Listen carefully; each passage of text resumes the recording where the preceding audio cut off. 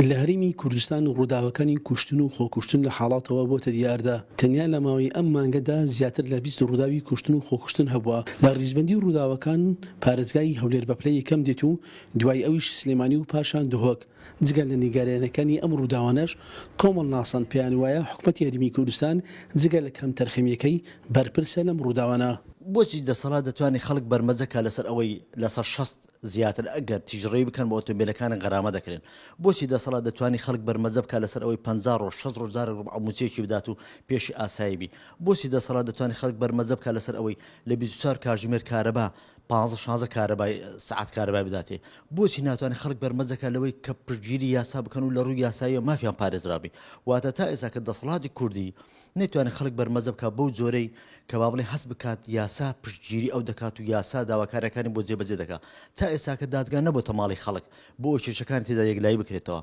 هەمیشە خەڵکی ئێمە هەست بە مەغدوری دەکات بۆچی چونکە هەست دەکات مافی خوراوە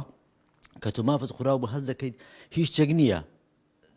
باوڵین قەرەبوت بۆ بکاتەوە بۆیە زۆر جار پەنا دەباتە بەرتوندشی تیژی دانەماڵینی هەڵگرتنی چەکۆکارێکی سەرەکی تاوانەکانە و سەرۆکی لیژنەی ناوخۆی پەرلەمانی کوردستانیش ڕای دەگەنێت پێویستە وەزارەتەکانی پێشمەرگە و ناوەخۆ بە جددی هەوڵ بدەن بە داماڵینی چەکی بێمۆڵەت و ئەوانەی لە دەوامی فەرمینین چونکە زۆر جار ئەوانەی مۆڵەتیان هەیە سەرپێچی دەکەن. دیاردەی هەڵگرتنی چەک بۆ بە دیاردەیەکی فراوان و گەورە حەقوایە حکومەتی هەرێمی کوردستان بە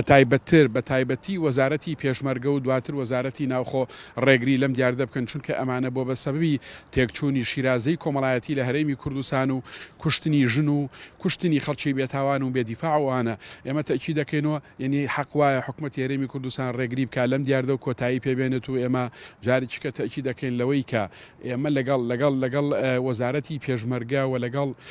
وەزارەتی ناوخۆ ئەنجومەنی ئاسایشیش لەسەر خەتەبین بۆی بتوانین کۆتایی بەم دیار دەبێت. بەپێی مادەکانی 405 و 406 لە یاسای سزادانی عراقی بکوژ سزای یاسایی وەردەگرێت بەڵام یاساناسان بە گرنگ و بە پێویستی دەزانن کە یاسای ژمارە 16 ساڵی 1993 پەرلەمانی کوردستان تایبەت بە چەک هەموار بکرێتەوە چونکە زۆرینەی ئەوانەی تاوانەکان ئەنجام دەدەن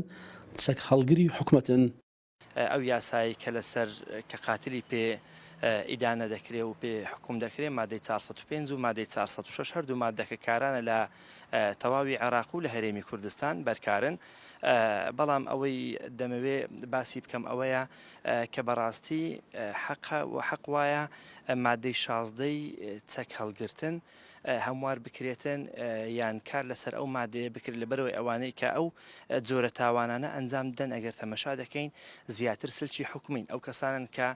چەک هەڵگری حکومەتن بەداخەوە ڕۆژانە کە جێبیز دەبین و دواتریش وای لێدێ دادگاکان بە بەردادگاییکردنی ژڕاناگەن لەبەرەوەی ڕێژەی تاوانەکانی کوشتن لە زۆر بووندایە.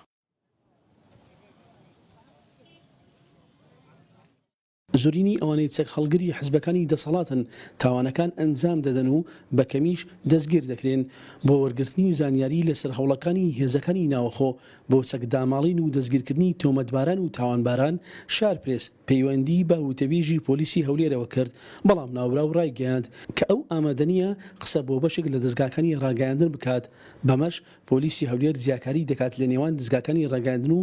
یاسای مافی بەدەستهێنانی زانیاری پێشەل دەکات. پرسیار ئەوەیە ئەگەر پۆلیس یاسا پێشێل بکات ئەی چەک بەدەستێک دەبێت کار و کاردانەوەی بەرامبەر بە یاسا چی بێت؟